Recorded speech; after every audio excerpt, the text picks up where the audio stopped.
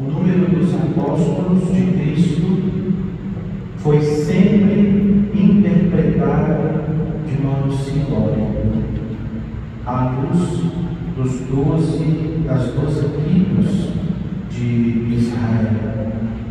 Por isso, 12 apóstolos.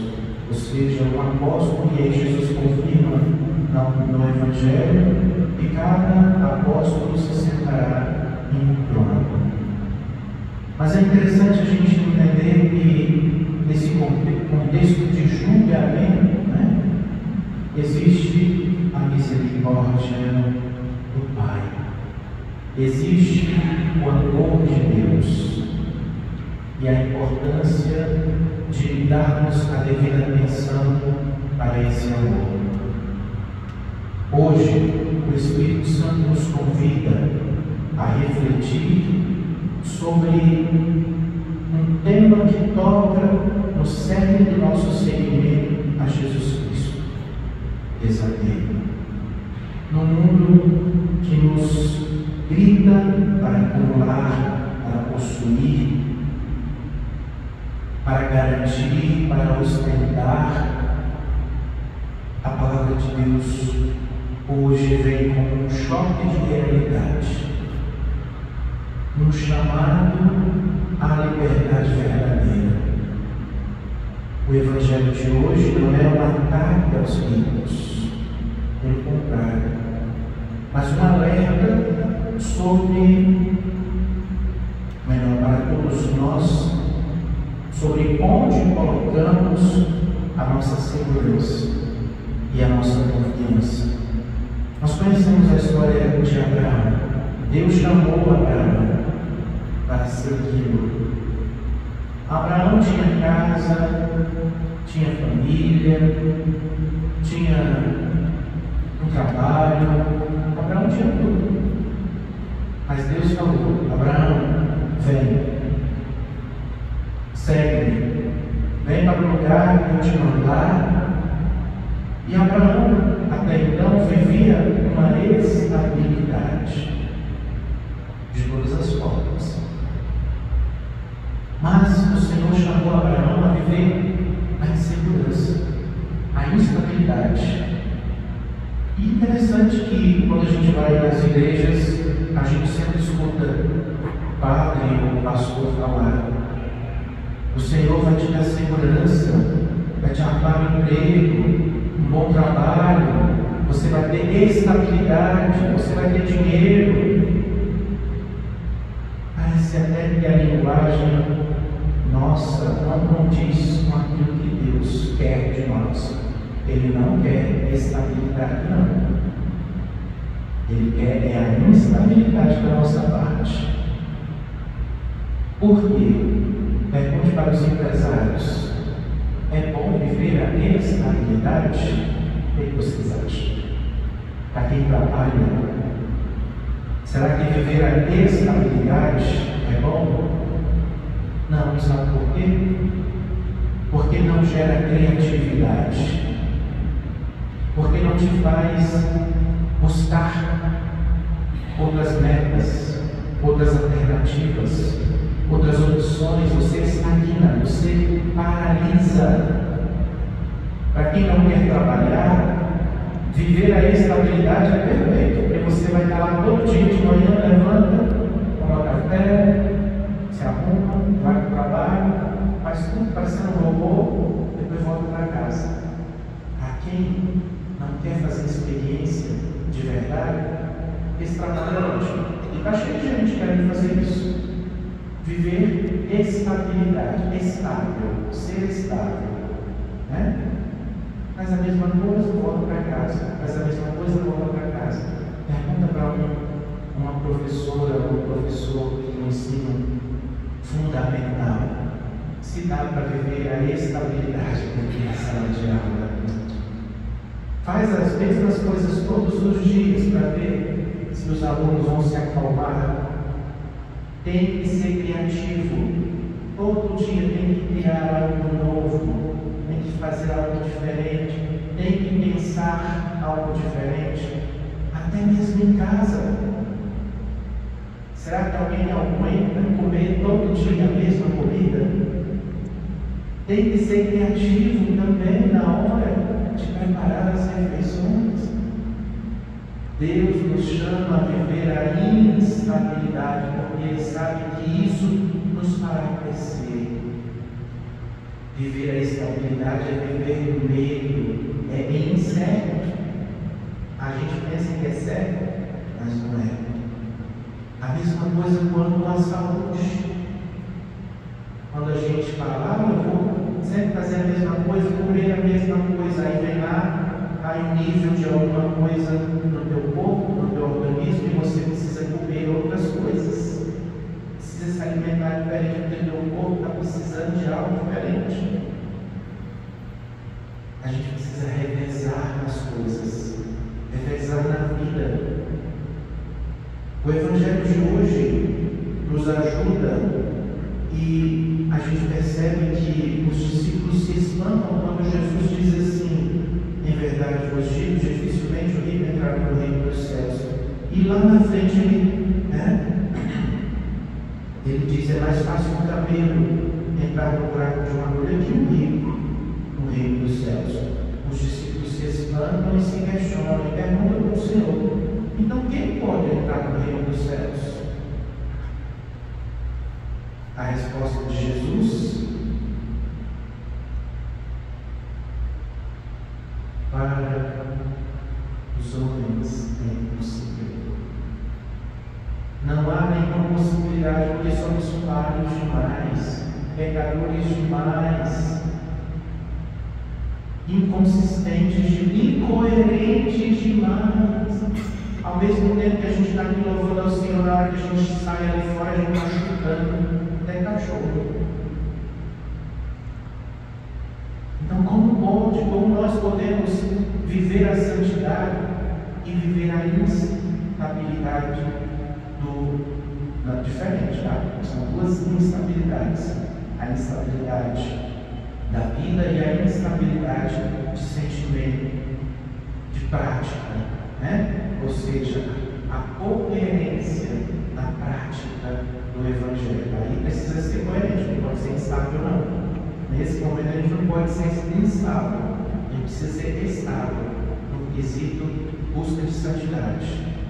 A gente não pode toda hora ir lá cometer um pecado e depois Senhor me perdoa. Aí vai de novo, comete um pecado. Essa instabilidade aí não pode acontecer. A gente precisa firmar. E é exatamente a instabilidade do mundo. Sendo instável no mundo, a gente consegue ser estável na fé.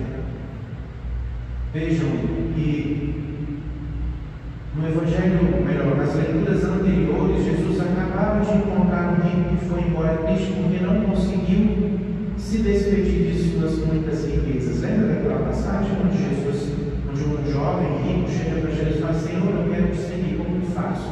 Aí Jesus falou para ele: deixa tudo, vende todos os teus bens e segue. O jovem não quis deixar, então perdeu a oportunidade. Mas aí, veja que é mais fácil o camelo passar pelo buraco de uma agulha do que o rico entrar no reino de Deus. Os discípulos ficam espantados. Por quê? Na mentalidade da época, a riqueza era muitas vezes vista como a bênção, uma bênção, sinal de favor, do favor de Deus. E ainda hoje isso é visto. Por isso que a gente reza bastante.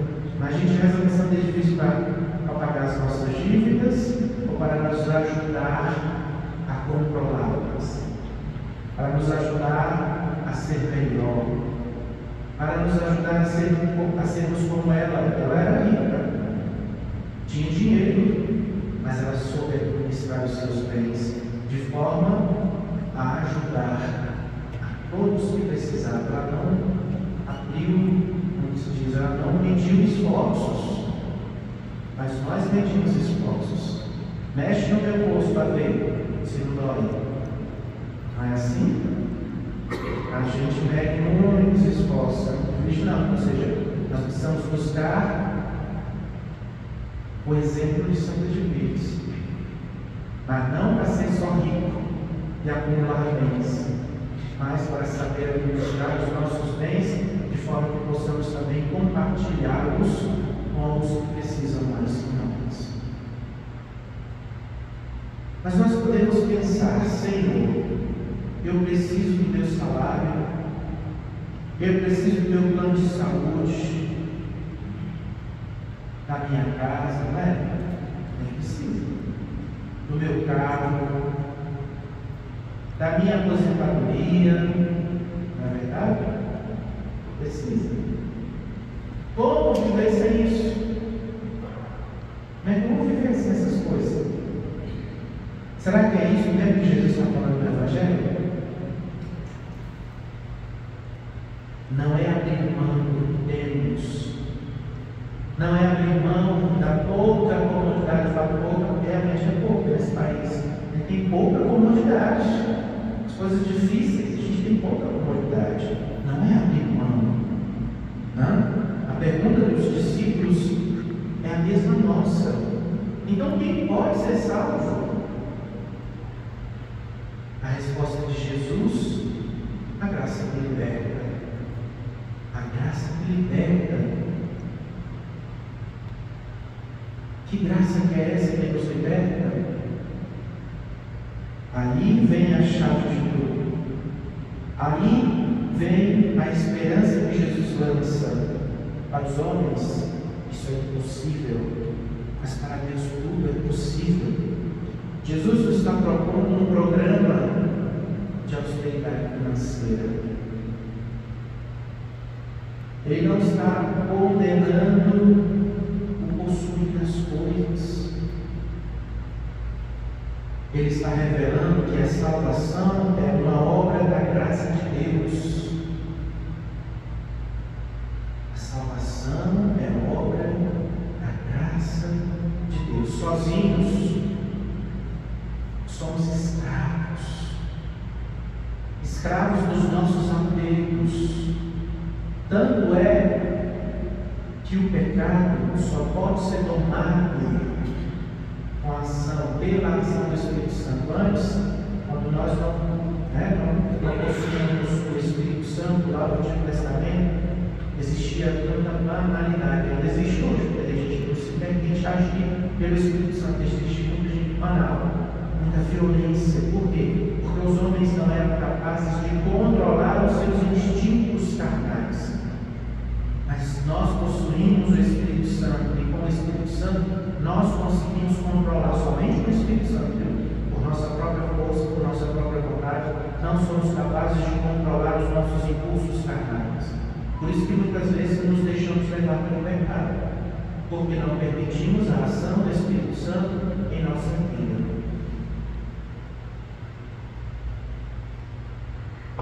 Quando permitimos que o Espírito Santo atue em nós, ele nos liberta da escravidão, de tudo que o dinheiro nos escraviza. O dinheiro nos escraviza, nos faz dependentes dos bens materiais e os bens não materiais. Por exemplo, a mulher ou o homem que acham que estão possuindo o outro, tomam posse do namorado, da namorada. Esse apego. Ninguém pode tocar, ninguém pode fazer nada, tem um ciúme destruidor, o desejo da posse. Isso nos escraviza, porque aí a pessoa fica dependente a vida toda daquilo, ou daquela pessoa. Não consegue viver, não consegue se alimentar. É o tempo todo querendo saber onde o outro está. Olha isso. Isso não é escravidão.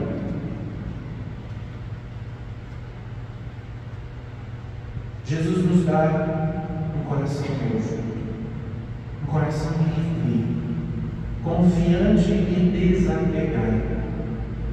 Encontre em Deus a sua única e verdadeira riqueza. O cabelo e a agulha, Jesus cita no versículo 24, fala de uma impossibilidade humana. Para o homem é impossível. Impossível. O camelo não pode entrar no buraco de uma agulha. Para o homem é impossível. Mas para Deus, que pode transformar o nosso coração de pedra em um coração de carne, nada é impossível. O desapego não é uma conquista nossa, não é você. O coadjuvante do desapego. O desapego é uma obra do Espírito Santo em nós. A recompensa do desapego, Jesus nos diz lá no final do Evangelho: em verdade vos digo, ou melhor, antes disso, depois disso, todo aquele que tiver deixado casas, irmãs, pai, mãe, filhos, campos, por causa do meu nome, receberá 100 vezes mais e terá como herança a vida eterna. Olha isso. A recompensa do desapego é a vida eterna. E por que Jesus, às vezes, a gente se acha estranho, Jesus fala: por que eu tenho que deixar meu pai, minha mãe, meus irmãos, a minha família, para seguir Jesus? Se eles não estão com você na caminhada, eles vão te atrapalhar. Eles precisam estar contigo. Eles precisam caminhar contigo. Você precisa ajudá-los a fazer a experiência de caminhar junto contigo nesse caminho de Jesus. Mas se eles estão contra ti, aí você precisa escutar o que Jesus disse: deixe sua mãe, seu irmão, seus pais, seus tios, seu trabalho, deixa tudo e me siga. Se isso te afasta, te atrapalha na conversão. Pedro, que representa a todos nós, faz a pergunta que talvez seja do seu coração: nós deixamos tudo e te seguimos, o que haveremos de receber? Deixei fazer a janta com meu marido para vir para a missa hoje. Essa missa é mais decorada, Alguém lá em casa vai estar reclamando, porque eu estou aqui e não estou lá. Ou eu deixei minha novela. Eu deixei de sair com meus netos para estar aqui hoje. O Senhor tem um propósito para você hoje. Você não deixou. Você fez uma escolha. Você fez uma escolha. É uma pergunta sincera. Que haveremos de receber? Há uma renúncia a um custo. A resposta de Jesus é magnífica e sobrenatural. Ele não promete uma vida de miséria. Ele não promete recompensa multiplicada.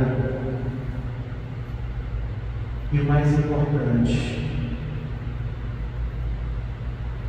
Ele promete a vida eterna.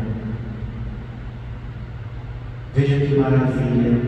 Todo aquele que tiver deixado casa, irmãos, irmãs, pai, mãe, filhos, campos, por causa do meu nome, receberá 100 vezes mais e terá como herança a vida eterna.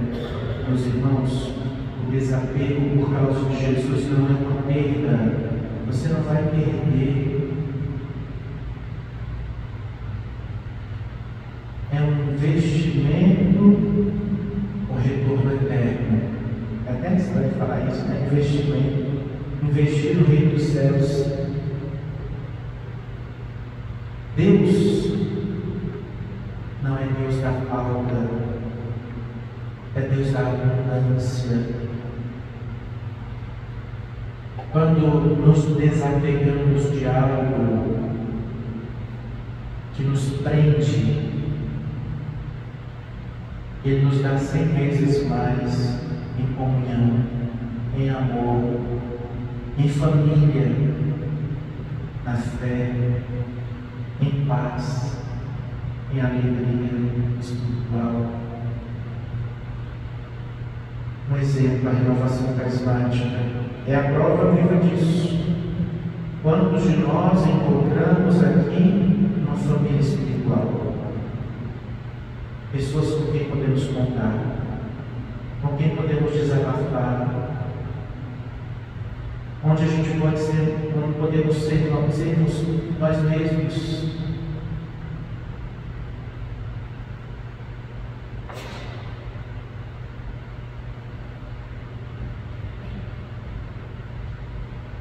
O desapego, queridos irmãos, não é sobre virar mendigo, é sobre ser livre. Precisamos viver a liberdade, para isso que Cristo veio. Não deixe que os bens materiais, que as pessoas te prendam, te acorrentam. Precisamos estar livres, com as mãos livres para trabalhar para o Senhor, com os pés livres para a missão, com o coração livre e aberto para a ação de Deus. Uma vida livre, para quando Ele nos chamar, a gente não tem nada que nos prenda a esse mundo. A gente pode dizer: olha, fiz tudo o que podia ter feito. E muitas vezes a gente se vê preso mesmo. Se Jesus te chamasse hoje, diga-me, o que te prenderia nesse mundo? O que dificultaria a tua caminhada para a presença de Deus? Pense sobre isso. Se Deus te chamasse hoje, qual seria a tua prisão que te impediria de ir imediatamente? Muitas pessoas, e para a gente terminar aqui, muitas pessoas vivem aprisionadas no mundo, porque alguém da família faleceu, morreu, e essa pessoa não consegue se despedir, não consegue dizer adeus. E acaba dando contra-testemunho, sabe por quê? Porque nós acreditamos em quê? Na ressurreição.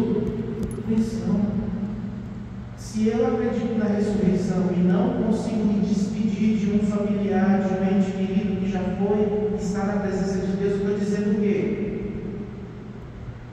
É um apego. Eu preciso me libertar.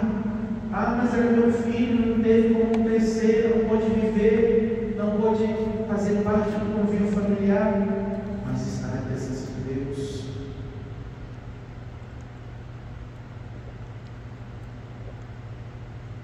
E às vezes a gente blasfema, chega a blasfemar.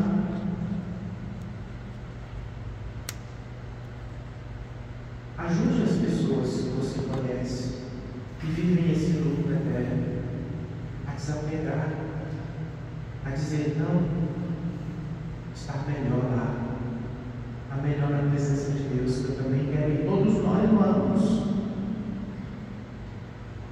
Esse mundo é uma passagem.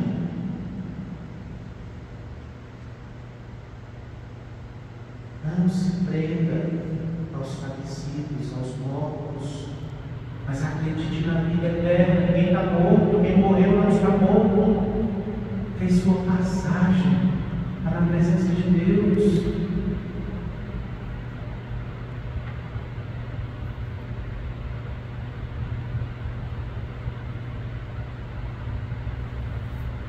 E a essa leitura, essa liturgia de hoje nos ajude a desapegar, inclusive, da nossa ingênua, talvez, ou pobre fé, que às vezes é pobre, não compreende as coisas de Deus, e a gente não tem capacidade de buscar, e a gente vive apegado em crenças falsas, em crenças que não nos levam a nada, muitas vezes. A gente se apega a essas coisas e não dizem a verdade.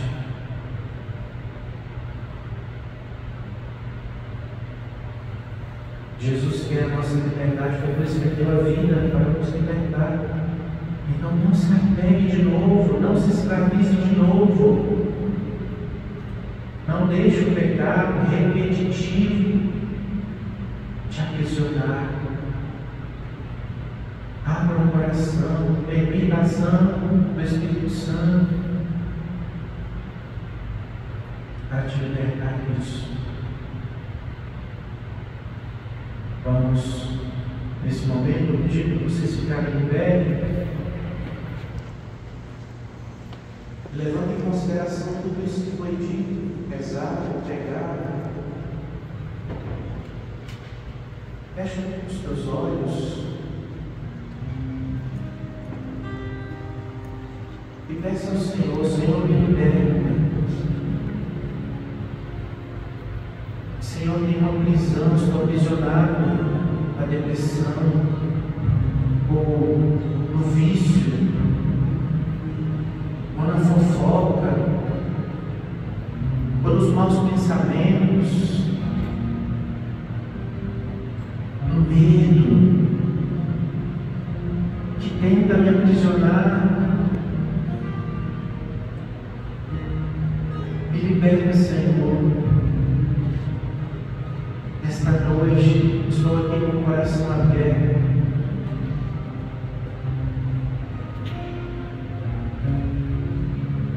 pedindo, Senhor, humildemente, me liberte. Peça ao Senhor alguma coisa que te aflige nessa noite e faz o teu coração apertar, traz à tona a ansiedade, o desejo do suicídio, porque a dor é muito grande, profunda, e sozinho você não consegue resolver. E é verdade, humanamente é impossível, mas para Deus nada é impossível.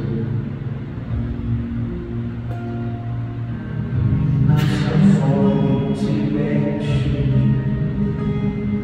O Senhor te chama, Ele está na margem.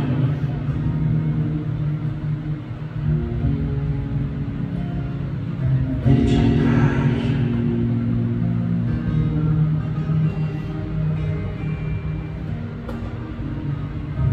Permita-se ser tocado.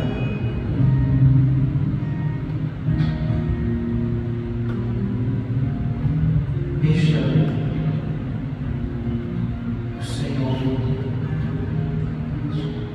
te libertar, tocar o teu coração angustiado, noites não dormidas.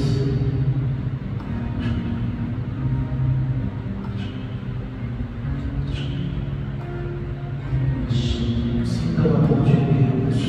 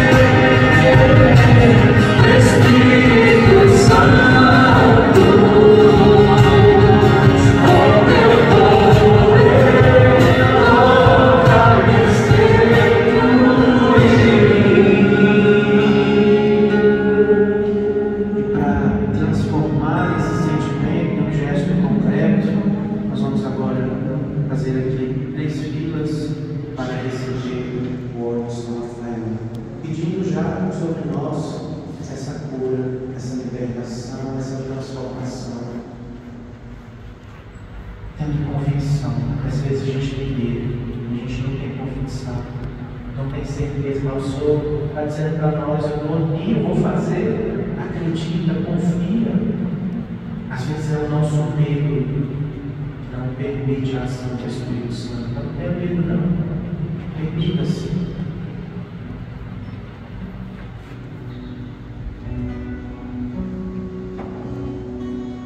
Você, meu amado irmão, minha amada irmã, você prestou muita atenção no que você pediu. Você pediu que o Espírito Santo venha, o Espírito Santo. E quando a Assembleia é reunida, clama o poder do Espírito Santo, ele vem em nosso auxílio. Então não se espante se o extraordinário de Deus acontecer ainda hoje aqui.